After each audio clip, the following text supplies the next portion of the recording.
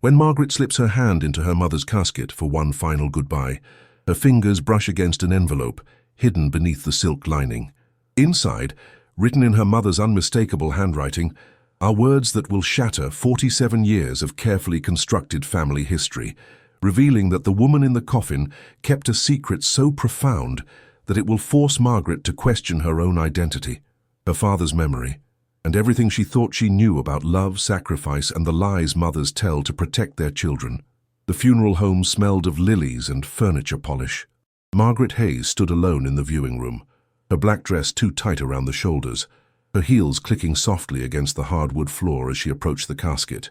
It was Thursday evening, the private family viewing before tomorrow's service, and she'd asked for 10 minutes alone with her mother before the others arrived. Just 10 minutes. That's all she needed to say goodbye to the woman who'd raised her, shaped her, loved her fiercely for 47 years. The casket was beautiful as caskets go, mahogany with brass handles, lined with cream-colored silk. Her mother would have hated the expense. Dorothy Hayes had been practical her whole life, frugal in that Depression-era way, even though she'd been born in 1943, well after the worst had passed. Waste not, want not, she'd said 1,000 times. Money doesn't grow on trees. But Margaret had wanted something nice, something that honored the woman who'd worked 2 jobs to put her through college, who'd never remarried after Margaret's father died, who'd devoted her entire life to making sure her only daughter had everything she needed. Dorothy looked peaceful. The funeral home had done good work. Her silver hair was styled the way she'd always worn it, short, practical, with just a hint of curl. Her face was smooth, the lines of pain from her final illness erased by the mortician's careful hand. She wore her navy blue church dress, the one she'd worn to Margaret's wedding 23 years ago, still elegant despite its age. Margaret reached into the casket, intending to adjust the small gold cross necklace at her mother's throat, a gift from Margaret's father in 1968, worn every day since. But as her fingers touched the fabric of her mother's dress, she felt something unexpected, a stiffness, a thickness beneath the silk lining near her mother's left side. She hesitated. This felt intrusive somehow, wrong, but her fingers moved of their own accord, sliding along the lining, finding a small opening where the fabric had been carefully cut and then pinned back together. Not a flaw in the casket's construction, something deliberate, something hidden. Margaret glanced toward the door, still closed. She could hear voices in the hallway, her husband James talking to the funeral director, her daughter Emma on her phone. The normal sounds of grief being managed and logistics being arranged. No one was coming yet. She reached into the opening and pulled out an envelope. It was cream-colored, good quality paper, sealed with red wax that had been stamped with the initial D, her mother's initial, Dorothy's seal, from the old-fashioned wax kit Margaret had given her as a joke Christmas gift years ago. She'd never expected her mother to actually use it. The envelope was thick, promising multiple pages inside. On the front, written in her mother's careful cursive, the handwriting Margaret had seen on birthday cards and grocery lists and passive-aggressive notes left on the kitchen counter, was a single line. For Margaret. Read when I'm gone. Not before. Margaret's heart began to hammer against her ribs. Her mother had hidden this letter in her own casket. Had arranged it somehow. Maybe with the funeral director's help. Maybe during one of those private moments in the final days when Dorothy had insisted on taking care of some things, alone. She'd wanted to make sure Margaret found it after death, in this exact moment when there was no possibility of confrontation or explanation. This was a confession. It had to be. People didn't hide letters in coffins unless the contents were too dangerous, too devastating, too life-altering to share while they were still alive to face the consequences. Margaret should wait, should take the letter home, sit down with James, open it in a safe environment where she could process whatever revelations waited inside. That would be the mature thing, the sensible thing. But Margaret had never been good at delayed gratification, had inherited her mother's impatience along with her green eyes and stubborn chin. So she broke the wax seal. It cracked with a satisfying snap and pulled out the pages inside. There were 5 sheets, filled front and back with her mother's handwriting, smaller than usual, cramped, as if Dorothy had been trying to fit as much truth as possible onto each page. Margaret's hands shook as she unfolded them. The letter began without preamble. "My dearest Margaret, if you're reading this, I'm finally free to tell you the truth. and you're finally old enough to hear it without hating me. At least I hope you are." Margaret's throat tightened. She glanced once more at the door, then leaned against the wall beside the casket and began to read. The funeral home disappeared around her. The sounds from the hallway faded to nothing. There was only her mother's voice speaking from beyond death, telling secrets that should have been buried forever. "Everything you believe about your father is a lie. Not a small lie. Not an embellishment or a kindness. A complete fabrication that I have maintained for 47 years. Robert Hayes, the man whose photograph sits on your mantel, whose grave you visit every Father's Day, whose memory you honor as the loving husband and devoted father he never actually was, that man was not your father." The words hit Margaret like a physical blow. She pressed her hand against the wall to steady herself, certain she'd misread. But no, there it was, clear as day, undeniable.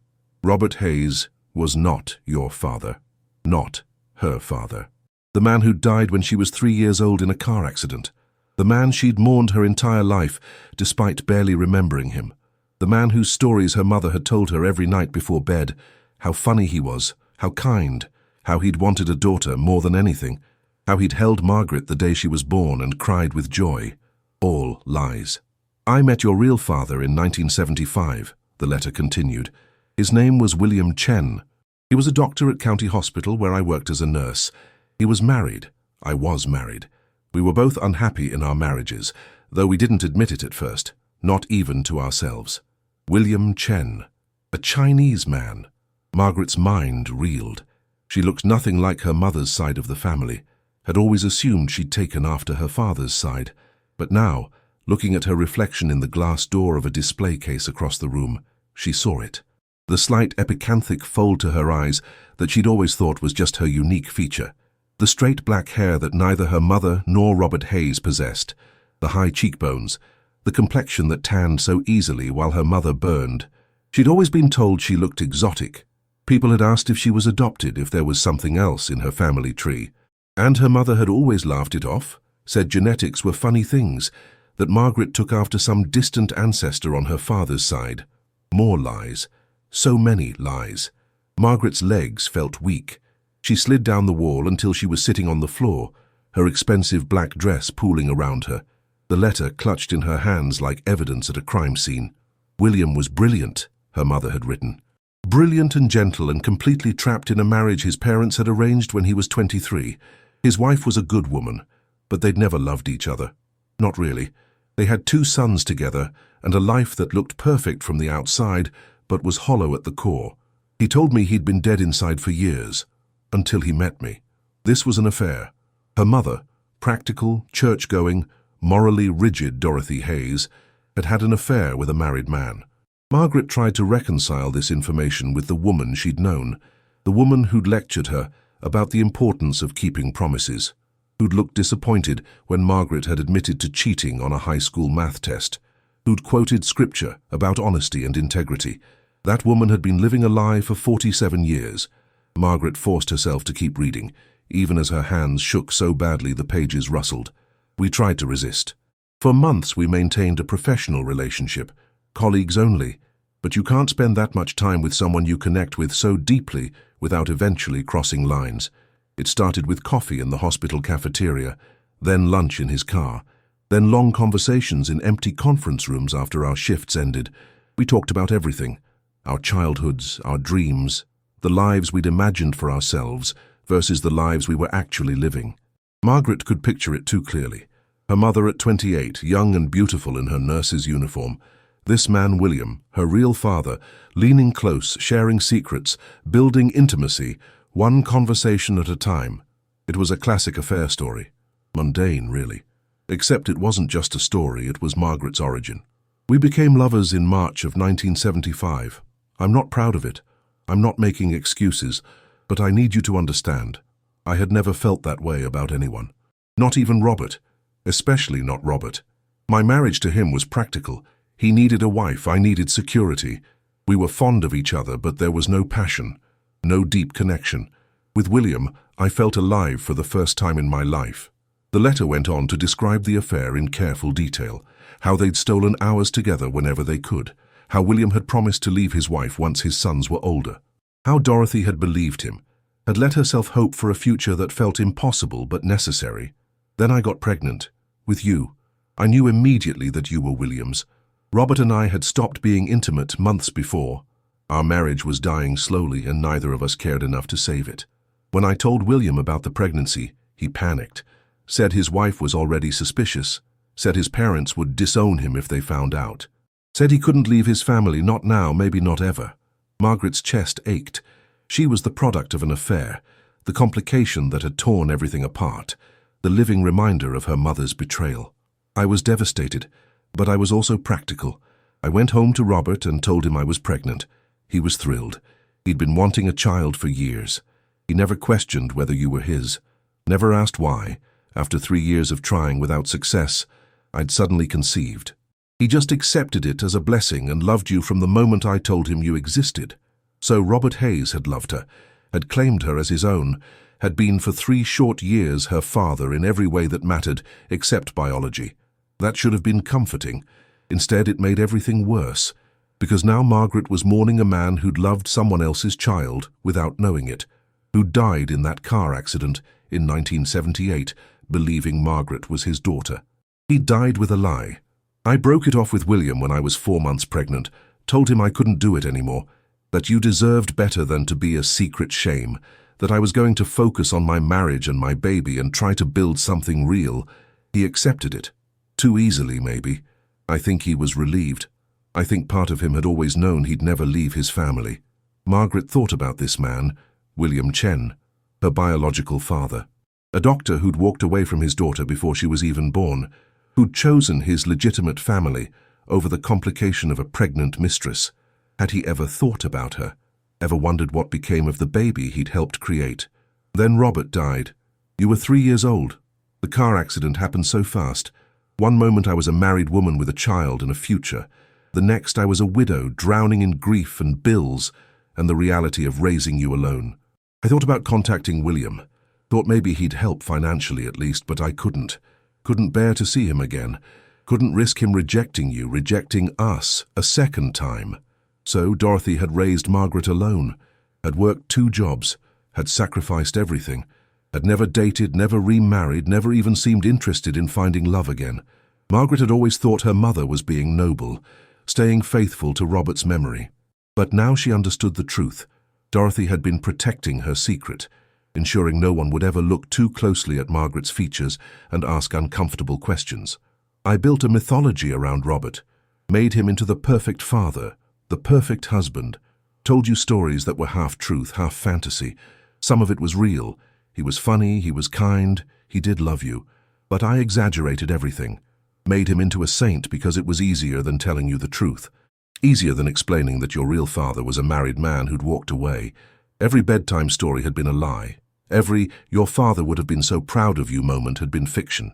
Margaret had shaped her entire sense of self around being Robert Hayes' daughter, had chosen to become a nurse like her mother, working at the same hospital where her parents had supposedly met and fallen in love, had named her own daughter Emma Hayes, carrying on the family name. But it wasn't her family name, it was stolen, borrowed, a costume she'd been wearing her whole life without knowing it wasn't hers. I know you're angry right now. I know this feels like a betrayal. It is a betrayal, but I need you to understand. I did what I thought was best. You were a child. You didn't need to know that you were the product of an affair. You didn't need to carry that shame. So I gave you a different story, a better story, one where you were wanted and loved and legitimate. Margaret wanted to scream, wanted to shake her mother's corpse and demand answers to questions that would never be answered now. Why tell her at all? Why not just let the lie continue? What was the point of this deathbed confession if Dorothy wasn't even alive to face the consequences? I'm telling you now because you deserve to know the truth, because you're old enough, strong enough, successful enough that this won't destroy you, and because William Chen is still alive. He's 79 years old now. He retired from medicine 5 years ago. He lives in the same house he shared with his wife. She passed away 3 years ago. He has 4 grandchildren, none of whom he's ever met, none of whom know you exist. Still alive. Her biological father was still alive. The thought made Margaret's head spin. She'd spent 47 years mourning a dead man who who wasn't her father while her real father lived and breathed 30 miles away, completely unaware of her existence. Or was he unaware? "I don't know if William thinks about you," Dorothy had written, as if reading Margaret's mind. "I don't know if he spent the last 47 years wondering, or if he successfully buried the memory of our affair and moved on with his life. I never contacted him after I ended things. Never sent him a birth announcement or a photo. I cut him out completely, for your protection and mine." The letter included an address, William Chen's address, along with his phone number, which Dorothy had somehow obtained, maybe from the hospital directory, maybe from public records. She'd done her research. She'd made sure Margaret had the tools to find him if she chose to. If. Such a small word. Such enormous implications. If this story has touched your heart so far, please don't forget to leave your like, share in the comments, if you've ever discovered a family secret that changed everything, and send this to someone who understands that truth, no matter how painful, deserves to be known. Sometimes the hardest truths are the ones that set us free. Margaret looked up from the letter to find her husband James standing in the doorway. He must have come in while she was reading. Must have seen her sitting on the floor surrounded by pages covered in her mother's handwriting. "Maggie?" His voice was gentle, concerned. "What's wrong? What is that?" She couldn't answer. Couldn't find words to explain what she'd just learned. She just held out the letter, letting him take it, watching his face as he read, watching confusion turn to shock, turn to something like horror. "Jesus," he finally whispered. "Margaret, Robert Hayes wasn't my father," she said. Her voice sounded strange, distant, like it belonged to someone else. Everything was a lie. They cancelled the family viewing. James made the calls while Margaret sat in a chair in the funeral director's office, staring at nothing. Her sister-in-law Susan wanted to know if everything was okay. Her daughter Emma asked if Grandma looked peaceful. Margaret's best friend Rachel offered to bring food. Everyone had questions. Margaret had no answers. Only more questions of her own. James drove her home in silence. He kept glancing at her from the driver's seat, his face etched with concern, but he didn't push. Didn't demand she talk before she was ready. After 23 years of marriage, he knew when to give her space. At home, Margaret went straight to the den where she kept family photos, albums and albums of carefully curated memories. She pulled them down from the shelf and spread them across the floor, looking at her life through this new devastating lens.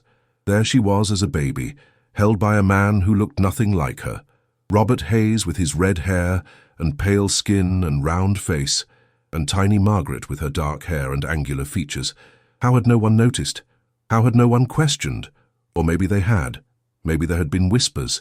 Maybe people had looked at Dorothy and her baby and done the math and drawn conclusions. Maybe Margaret's mother had weathered gossip and judgment and knowing looks, and Margaret had been too young to notice or remember. There were school photos, Margaret at 5, at 10, at 15, always looking slightly different from her classmates. Exotic, people had said. You look like you could be from anywhere. She'd taken it as a compliment. Now it felt like evidence she'd been too blind to see. She found her wedding album. James and Margaret standing under an arch of roses, both of them so young and hopeful. Her mother in the background of one photo, wearing that navy blue dress, smiling but with something sad in her eyes. Had Dorothy been thinking about William that day? About the father who should have walked Margaret down the aisle but never would, because he didn't even know she existed? Emma's baby photos. Margaret's daughter, her only child, who had no idea that half her genetic history was a mystery. Emma, who'd been told stories about her grandfather Robert Hayes, the war veteran and devoted father who'd died too young. Emma, who had Dorothy's practical nature and James's sense of humor, and some ineffable quality that Margaret now realized might have come from William Chen. What else had been passed down? What traits, what health risks, what family history had Margaret been missing her entire life because her mother had chosen to lie? "You should contact him," James said from the doorway. He'd been watching her sort through photos, giving her time to process. "William Chen, you should call him." "And say what?" Margaret's voice was sharp. "Hi, I'm the daughter you abandoned before I was born. The inconvenient complication you walked away from. He might not know about you. Not for certain. Your mother said she never told him you were born. Maybe he spent 47 years wondering. Or maybe he spent 47 years grateful he dodged a bullet." James crossed the room and sat down beside her on the floor. He picked up a photo of Margaret at her high school graduation, Dorothy beaming beside her. "Your mother kept this secret for nearly 50 years. That's a long time to carry something this heavy. Maybe she told you because she thought you deserved to know. Or maybe she told you because she thought William deserved to know." Margaret hadn't considered that. The letter had been addressed to her, but maybe the real message was meant for William. Maybe Dorothy's final act had been to give him the information she'd withheld for decades, to let him know that the affair had produced a child. That somewhere in the world he had a daughter. "I don't know if I can," Margaret whispered. "I don't know if I'm brave enough." "You're the bravest person I know," James said. He put his arm around her shoulders and pulled her close. "You'll figure this out. We'll figure it out together." That night, Margaret barely slept. She lay in bed staring at the ceiling, her mind churning through 47 years of memories, recontextualizing everything through this new lens of truth.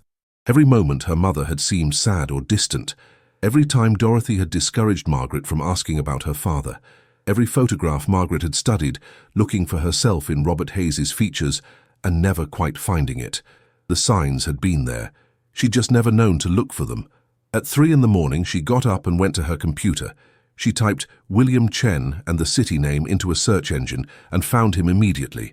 There was an old article from the hospital newsletter announcing his retirement, a photo of him cutting a cake, surrounded by colleagues, looking distinguished in his white coat. He was handsome. Even at 74 in that photo, he had good bone structure, thick silver hair, kind eyes behind wire-rimmed glasses. Margaret studied his face, looking for herself, and found it. The shape of his eyes, the line of his jaw, the way he stood with his shoulders slightly hunched, exactly the way Margaret stood when she was tired. This was her father.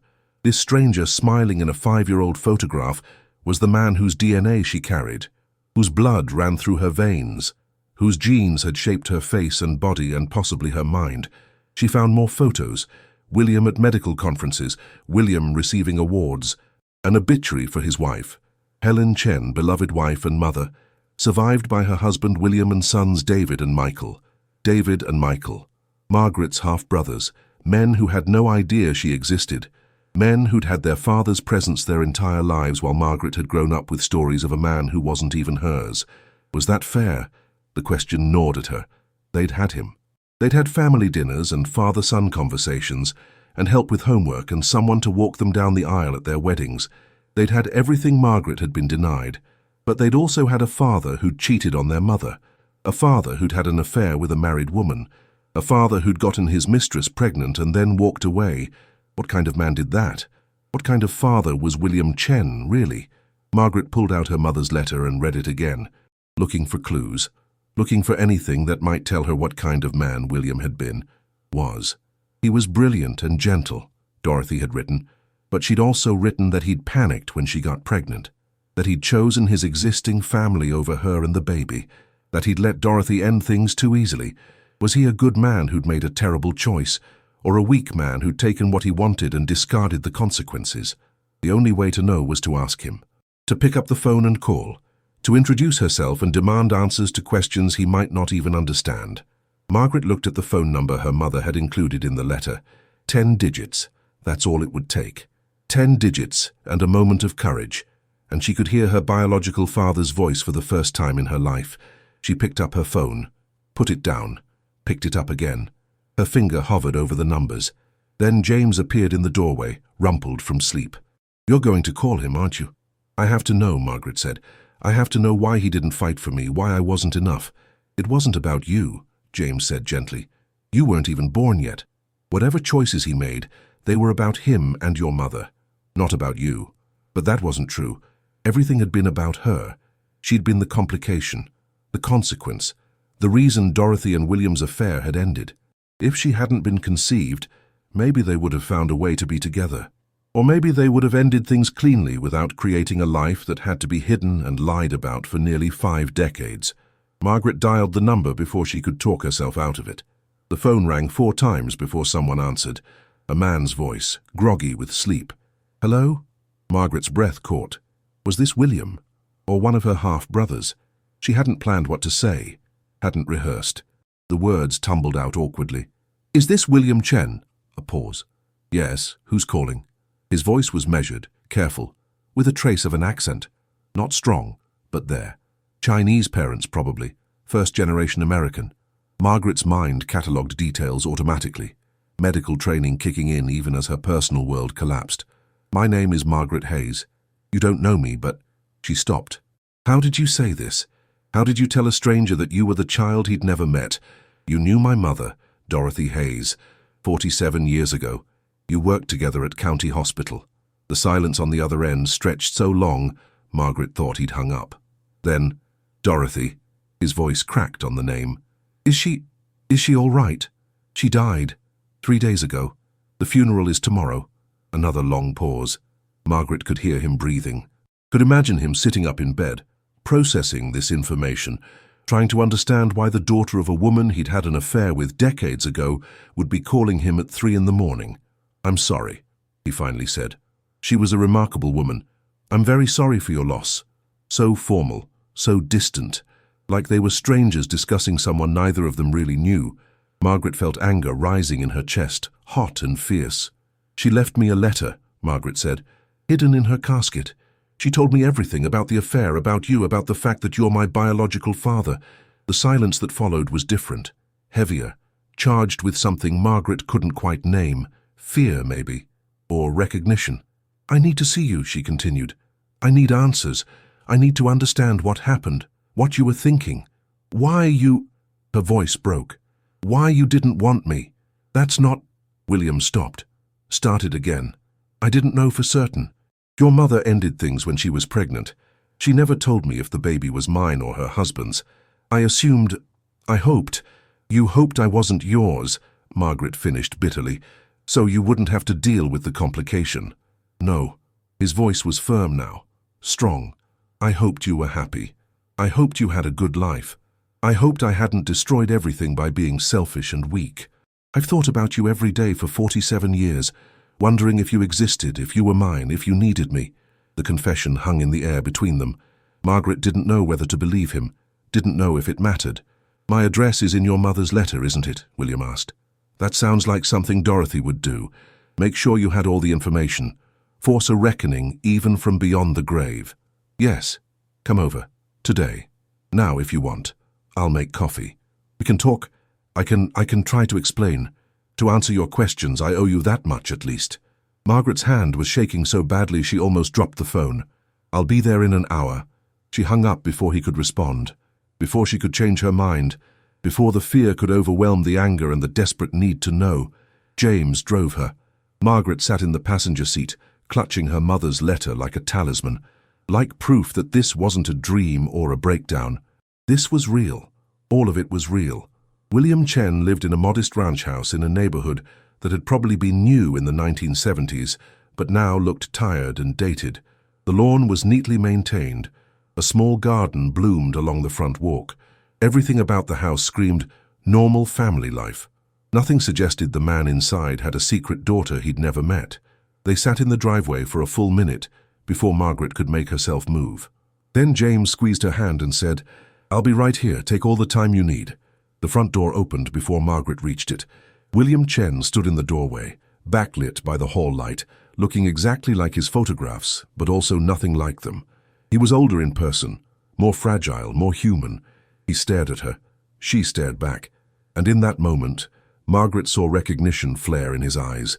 He knew, without DNA tests or proof or confirmation. He looked at her face and saw himself. My God, he whispered, you look just like my mother. Margaret hadn't expected that, hadn't prepared for the possibility that she might look like his family, like people she'd never met, like a history she'd been denied. May I come in? He stepped aside wordlessly.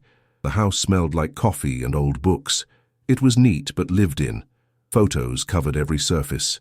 His sons, his grandchildren, his late wife. A life fully documented. A family fully acknowledged. Margaret wondered if there would ever be a photo of her on these shelves, or if she'd always be the secret, the mistake, the reminder of his biggest failure. They sat in the living room. William poured coffee with shaking hands. Neither of them drank it. I don't know where to start, he finally said. Start with the truth, Margaret said. All of it. No more lies. No more secrets. I've lived 47 years inside a fabrication. The least you can do is tell me what really happened. So he did. And the story he told was both exactly what Margaret expected and nothing like she'd imagined. William had met Dorothy in 1974, not 75 like her mother's letter claimed. They'd been assigned to work together on a difficult case, a teenager with an undiagnosed autoimmune condition. They'd spent 3 weeks testing, conferring, trying to solve the medical puzzle. And somewhere in those long nights, they'd fallen for each other. It wasn't just physical, William said, though there was that too. But mostly it was intellectual, emotional. Dorothy was the first person I could really talk to. My wife, Helen, she was a good woman, but we'd never connected on that level. Our marriage was arranged, traditional. We respected each other, but we didn't understand each other. He'd been raised by strict parents who'd immigrated from Taiwan. They'd had expectations, rules. He was supposed to marry within their community, supposed to honor tradition, supposed to prioritize family duty over personal happiness. So he had. He'd married Helen at 23 and spent the next 15 years in a marriage that was perfectly adequate and utterly unfulfilling. Until Dorothy. She made me feel alive, William said, like I was actually living instead of just going through motions. We talked about everything, medicine, philosophy, books, dreams. We made each other laugh.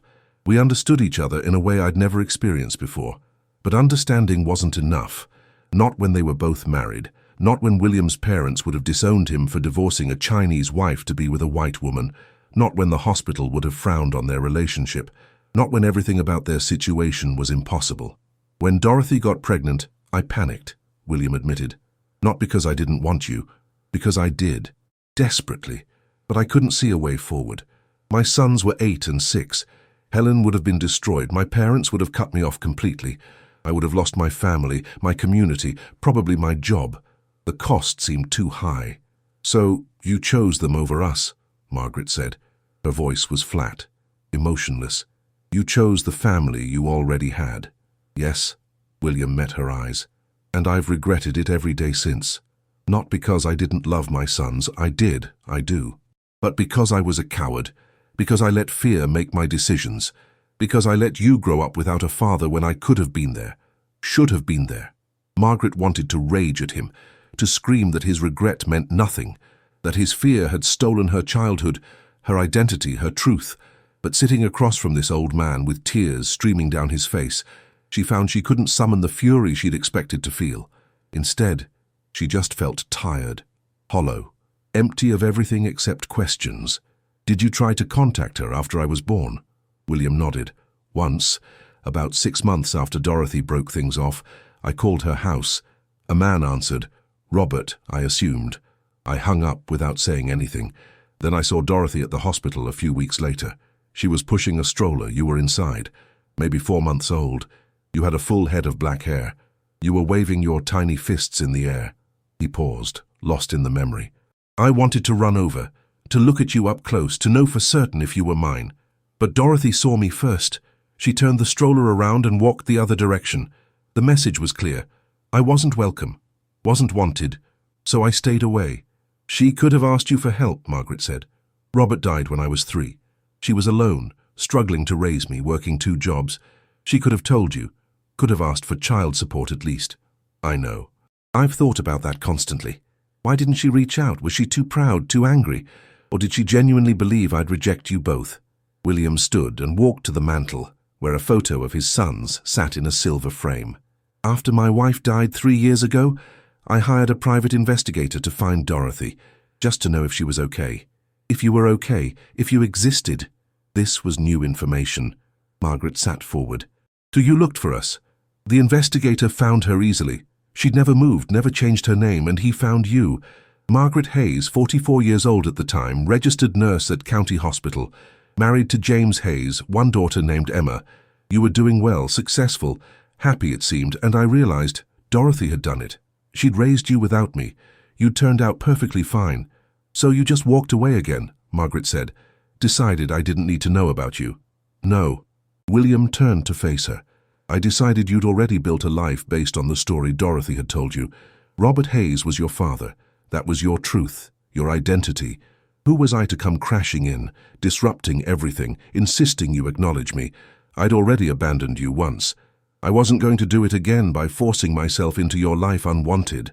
Margaret wanted to argue, wanted to tell him that of course she would have wanted to know. But would she have? If William Chen had shown up 3 years ago claiming to be her biological father, would she have believed him? Or would she have been angry at this stranger trying to destroy her memories of the father she'd loved and lost? She didn't know. And that uncertainty made everything worse. "Tell me about Robert," William said suddenly. "Your mother's letter said he loved you, that he was a good father, even if he wasn't your biological one." "He died when I was 3, Margaret said. "Car accident, I barely remember him. Just fragments, his laugh, the way he smelled like cigarettes and aftershave, how he'd lift me onto his shoulders. Everything else I know about him comes from my mother's stories." "Stories that might have been exaggerated," William said gently, "to make you feel better about losing him." "Yes." Margaret's throat tightened. She built him into a saint, made him perfect so I'd have something to hold on to. But now I don't know what was real and what was fabrication. I don't know if he actually loved me, or if he was just going through the motions with a child he thought was his. "He loved you," William said with certainty. "Even if he didn't know the truth, he chose to be your father. He claimed you, raised you. That's real love, Margaret. That's the kind that matters most." The first major revelation hit then, slamming into Margaret with devastating force. Robert Hayes had been her father in every way that mattered. Biology didn't determine love. William had contributed DNA, but Robert had contributed presence, care. The decision to be a parent even when the world was hard and money was tight and the future was uncertain. William had walked away. Robert had stayed. That was the difference. That was what made someone a father. "I want a DNA test," Margaret said abruptly. "To be certain, to know for sure." "Of course." William pulled out his phone. "I'll arrange it today. Whatever you need. Whatever proof you want, I'll provide it." They sat in awkward silence. Two strangers who shared genetics but not history. Not love. Not anything except this terrible moment of revelation and reckoning. "Do your sons know about me?" Margaret finally asked. William shook his head. "I never told them. Never told anyone. It was my shame to carry alone. They're my half-brothers. They deserve to know." "Yes," he agreed. "If you want to meet them, I'll arrange it. I'll tell them everything. Take full responsibility. They'll be angry. At me, maybe at you for existing. But they're good men. They'll come around eventually." Margaret wasn't sure she wanted that. Wasn't sure she wanted to meet these men who'd had everything she'd been denied. But she also knew she couldn't pretend they didn't exist. Couldn't go back to ignorance now that truth had forced its way into her life. "My mother's funeral is tomorrow," she said. "You should come, pay your respects, say goodbye properly this time." William's eyes filled with tears. "Are you sure? It might cause talk, questions." "Let them talk." Margaret stood. "I'm done with secrets. Done with protecting everyone else's comfort at the expense of truth. Dorothy wanted this, wanted us to face what really happened. So that's what we're going to do." She walked toward the door, then paused, turned back. "One more question. Did you love her? Really love her? Or was it just convenient?" William didn't hesitate. "I loved her more than I've loved anyone. More than my wife. More than is probably right or fair. I loved Dorothy Hayes with everything I had, and losing her, losing both of you, broke something in me that never healed." "Good," Margaret said coldly. "You should have been broken. You should have suffered, because we did. My mother carried your secret for 47 years. I lived 47 years as someone I wasn't. That's the cost of your cowardice." She left before he could respond, before she could see if her words had landed, before she could feel sorry for the old man crying in his perfect, normal, built-on-lies living room. James was waiting in the car. He didn't ask questions, just pulled her close and let her cry against his shoulder. Let her rage and grieve and process. When she'd finally cried herself empty, he asked, "What now?" "Now we bury my mother," Margaret said, "and then we figure out how to tell Emma that everything she knows about her grandfather is wrong. And then," she paused, "then I figure out how to build a life based on truth instead of lies." That night, Margaret called her daughter. Emma was 21, a senior in college, studying biology with plans to go to medical school, following in her grandmother's footsteps. Or so they'd always thought. Now Margaret wondered if medicine was in Emma's genes from both sides, if William's brilliance had been passed down through Margaret to Emma, if her daughter's career path had been predetermined by DNA she'd never known she had. "Mom? Is everything okay? You sound weird." Margaret took a breath. I need to tell you something. About Grandma. About Grandpa Robert. About our family history. Can you come home? Before the funeral? You're scaring me.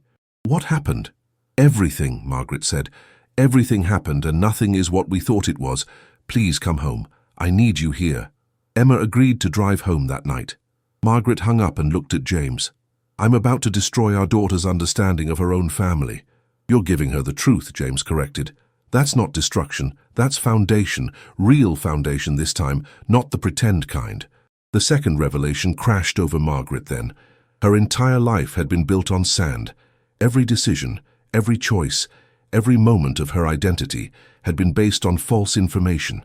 But now she had the chance to rebuild, to construct something real, to give Emma what Margaret had never had, honest family history, even if it was complicated and painful.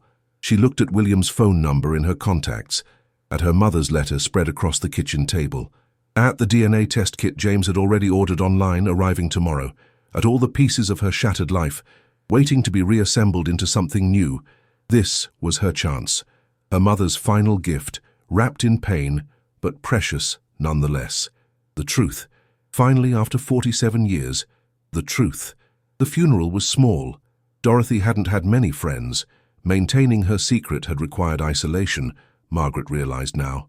Keeping people at arm's length so they couldn't look too closely at Margaret's face and start asking questions. But William came. He sat in the back row, dressed in a dark suit, his face drawn with grief that looked genuine. Margaret's cousins whispered, asking who the Asian man was. Margaret's aunt asked if he was from the hospital. Margaret just said, "He's someone my mother knew a long time ago," and let them draw their own conclusions. Emma sat between Margaret and James, still processing the revelations from the night before. She'd taken it better than Margaret expected, with a biologist's curiosity and a 21-year-old's flexibility. "So, I'm a quarter Chinese. That's actually pretty cool. Do I have more family I don't know about? Are there health issues I should know about?" Practical questions. Good questions. The kind of questions Margaret should have been able to ask her mother, but never got the chance to, because Dorothy had chosen death over confrontation. During the service, the pastor talked about Dorothy's devotion to her daughter, her sacrifice, her strength in raising Margaret alone after losing her husband. Every word felt like both truth and lie. Dorothy had sacrificed, had been strong, but she'd also been a coward, had chosen comfortable fiction over difficult truth, had stolen Margaret's right to know herself. Could both things be true? Could Dorothy be both hero and villain, saint and sinner? The best mother Margaret could have asked for, and a liar who'd shaped Margaret's entire life around a fabrication. Margaret didn't know, might never know. After the service, William approached her. "I'm sorry for your loss," he said formally, aware of the watching crowd. "Your mother was an exceptional woman." "Yes," Margaret agreed. "She was exceptional at many things, including keeping secrets." Up close, Margaret could see the family resemblance more clearly. The shape of their hands was the same, the way they both tilted their heads slightly when listening. Small things, genetic things, that marked them as father and daughter whether they wanted that connection or not. Emma stepped forward. "So you're my biological grandfather?" William's breath caught. He looked at Emma with such naked longing that Margaret felt something crack inside her chest. "Yes," he said softly, "though I have no right to claim that title." "You're right," Emma said bluntly. "You don't. But you're here now, and Grandma Dorothy's gone, and I think maybe we should try to know each other, to build something real instead of more lies." Out of the mouths of babes, Margaret thought. Her daughter, wise beyond her years, offering grace that Margaret wasn't sure she could give. Offering William Chen a second chance he probably didn't deserve but desperately needed. "I'd like that," William said, his voice thick with emotion. "Very much." Emma pulled out her phone. "What's your number? I'll text you. We can get coffee. You can tell me about your side of the family, about my medical history, about whether I should worry about any genetic conditions. Always practical. Always focused on the facts." Margaret watched them exchange numbers and felt something shift. The next generation, already healing what the previous one had broken, already building bridges across the gap that secrets and shame had created. Later at the reception, Margaret overheard her cousin Linda talking to her aunt. "Did you see the way that Chinese man looked at Margaret? I swear, it was like he knew her, like they had some connection. Maybe he was a patient of Dorothy's, her aunt suggested, or a colleague. You know how close hospital people get. They were so close to the truth, and yet so far. Margaret could have told them, could have stood up and announced it to everyone. This is William Chen, my biological father, the man my mother had an affair with, the reason I don't actually look like any of you. She could have turned her mother's secret into public knowledge, could have forced everyone to see the truth Dorothy had spent 47 years hiding. But she didn't, because that would have been cruel, because Dorothy wasn't here to defend herself or explain, because some revelations needed to happen privately, in their own time, among the people most affected. The truth didn't always need to be public, but it did need to be acknowledged. 2 weeks after the funeral, the DNA test results came back. 99.97% probability that William Chen was Margaret's biological father. Not that anyone had doubted it. The physical resemblance was too strong, the timeline too clear. But having scientific proof made it real in a way that stories and letters couldn't. Margaret stared at the results on her computer screen. There it was. Documented. Official. Undeniable. She was William Chen's daughter. Robert Hayes had been a lovely story, but William Chen was her actual father. She called him. They'd been talking every few days since the funeral. Awkward conversations where they tried to build a relationship across a 47-year gap. It was hard. Stilted. Neither of them quite knew how to be father and daughter when they'd missed every developmental milestone, every important moment, every ordinary day that builds family bonds. The results came, she said when he answered. And? You're my father. Officially, scientifically, undeniably. William was quiet for a moment. Then, how do you feel about that? I don't know, Margaret admitted.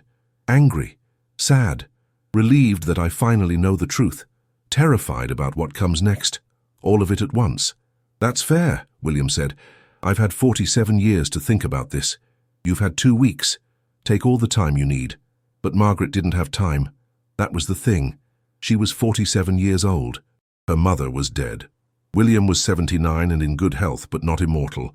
If they were going to build any kind of relationship, any kind of father-daughter connection, they needed to start now, before more time was lost, before death stole another chance. I want you to meet James properly, Margaret said. And Emma, I want you to come for dinner. She stopped, started again. I want to try. I don't know if I can ever call you Dad. I don't know if we can ever be a normal family, but I want to try. So do I, William said, more than anything. They set a date, the following Sunday. William would come to Margaret's house, meet her husband properly, spend time with Emma, try to begin building the relationship they should have had all along. Margaret spent the week preparing, cleaning her house obsessively, planning a menu that would impress but not intimidate, trying to figure out how you hosted the biological father you'd never met. What was the etiquette for this situation? Hallmark didn't make cards for it. Emma was excited. She'd been texting William regularly, asking questions about his medical career, about his research, about whether certain genetic traits came from his side of the family.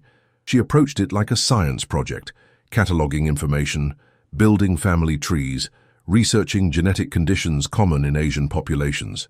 It was her way of processing. Margaret envied her that clarity. Sunday arrived. William showed up exactly on time, carrying flowers for Margaret and a medical textbook for Emma, a first edition that had belonged to his father. Your great-grandfather, he said, handing it to Emma.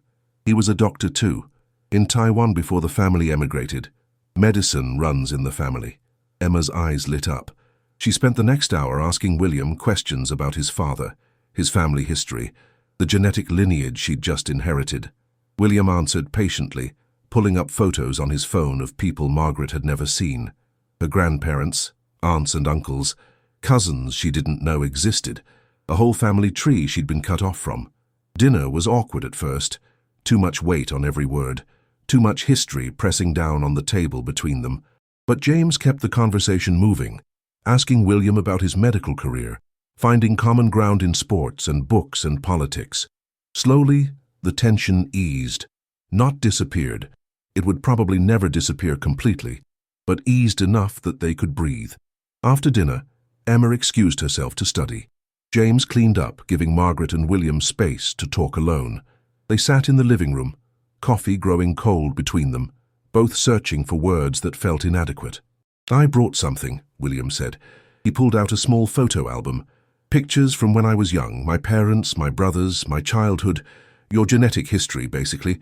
I thought you might want to see where half of you comes from." Margaret took the album with shaking hands. Inside were black and white photos of people who looked like her.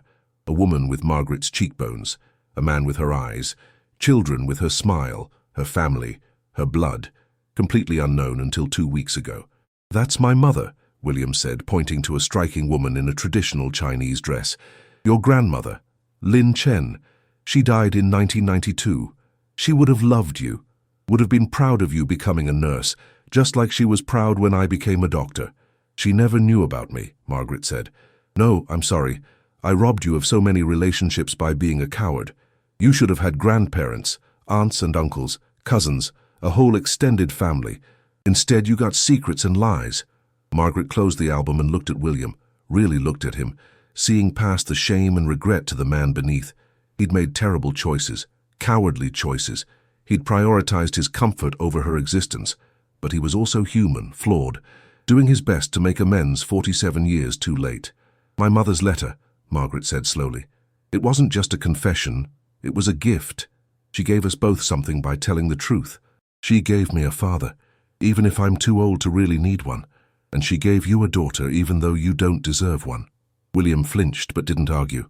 "I know I don't deserve your forgiveness, or your time, or any relationship with you at all. But if you're willing to try, if you can find it in yourself to let me be part of your life, even in a small way, I promise I'll spend whatever time I have left trying to be worthy of it."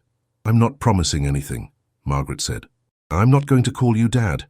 I'm not going to erase Robert Hayes from my history just because the biology doesn't match. He was my father for 3 years. You've been nothing for 47. You don't get to claim that title just because of DNA. I understand. But," Margaret continued, "you can be William. You can be Emma's grandfather. You can be the person who fills in the blanks about my medical history and genetic heritage. You can be someone I have coffee with occasionally and invite to family events. You can be part of my life without being my father. Is that enough?" William's eyes filled with tears. "It's more than I ever hoped for, more than I deserve. Yes, that's enough." They sat in silence for a while. Not comfortable silence, but not hostile either. Just two people learning how to exist in each other's presence, learning how to build something new from the ruins of what could have been. If this story moved you, if you understand that family is both what we're born with and what we choose to build, please like this video, share your thoughts about forgiveness and second chances in the comments, and send this to someone who needs to hear that truth. No matter how late it arrives, is always worth pursuing. Because sometimes the bravest thing we can do is let go of comfortable lies and embrace painful reality. "I want you to meet your half-brothers," William said. "David and Michael. They know about you now. I told them everything. They're angry, at me mostly, for keeping this secret so long. But they want to meet you. They want to know their sister." Sister. The word felt strange. Margaret had been an only child her entire life. Now suddenly she had brothers, siblings, family she'd never imagined. "Are they anything like me?" she asked.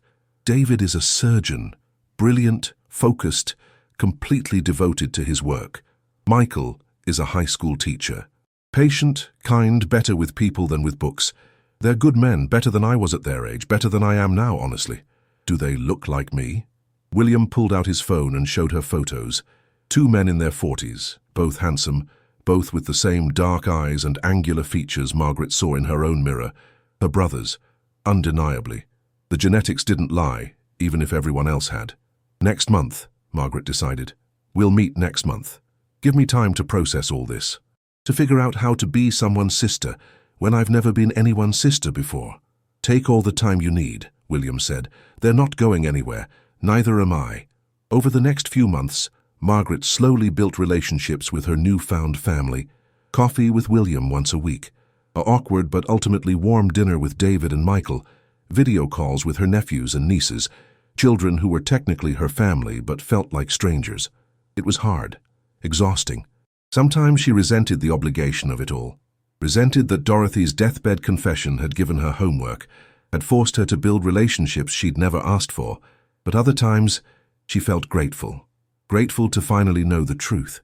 Grateful to have answers to questions she'd been asking her entire life without knowing she was asking them. Grateful that Emma had grandparents and uncles and cousins. Grateful for the genetic medical history that explained her predisposition to migraines and her unusually flexible joints. The truth had costs, but it also had value. 6 months after finding the letter, Margaret returned to the cemetery where both her parents were buried. Robert Hayes's grave was well maintained. She visited regularly, brought flowers, kept the headstone clean. William had offered to come with her, but she'd declined. Some conversations needed to happen alone. She stood at Robert's grave and talked to him like she used to when she was younger. "I found out you weren't my biological father," she said, "but I want you to know. You were my dad. You're still my dad. The man who gave me his DNA didn't raise me, didn't love me. You did. For 3 years you were exactly the father I needed, and I'm grateful for that. I'll always be grateful." Then she walked to her mother's grave. The headstone was new, the earth still settling. Dorothy Ann Hayes, beloved mother. The inscription felt incomplete now. It should have said something about secrets, about lies, about the complexity of love and protection and the damage both can cause. "I met him," Margaret said to the stone. "William, I met my father. I'm angry at you for hiding him from me, for building my whole life on a lie. But I also understand why you did it. You were protecting me, protecting yourself, trying to give me a normal life, even though nothing about our situation was normal." She knelt and placed flowers on the grave.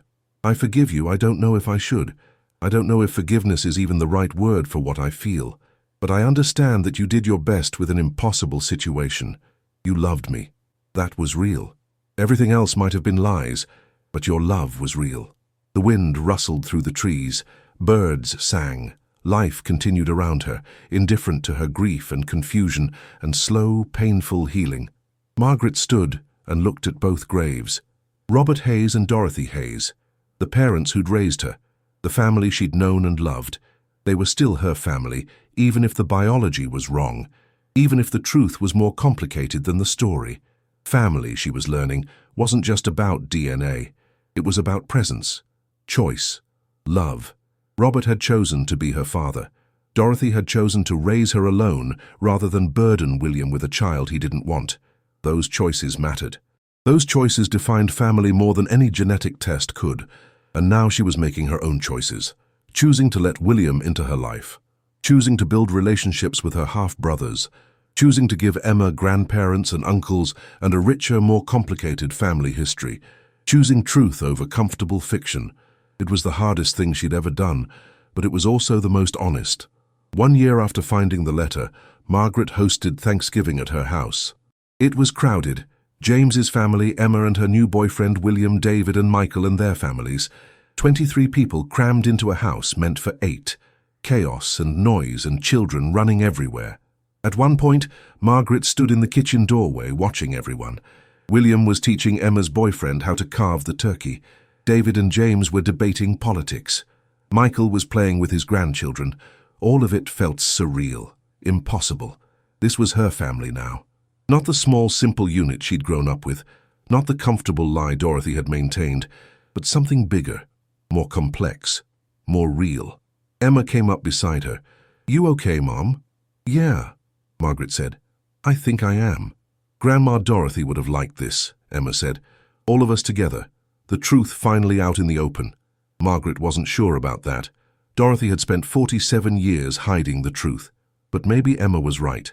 Maybe Dorothy's final act, leaving that letter, forcing the revelation, had been her way of saying she was tired of lies, tired of secrets, ready for her daughter to live in truth, even if she couldn't.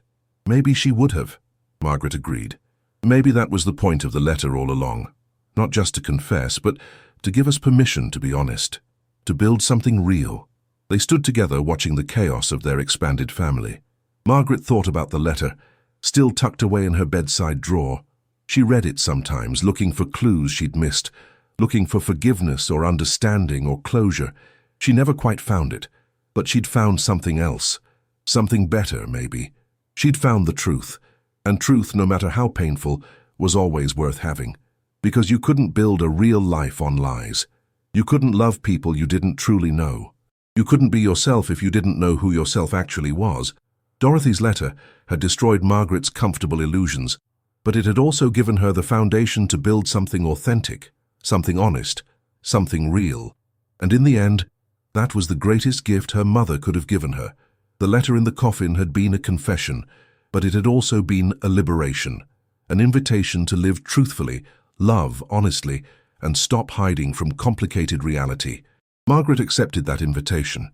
Every day, in small ways and large ones, she chose truth over fiction, chose honesty over comfort, chose the messy, complicated, beautiful reality of her expanded family over the simple story she'd been told.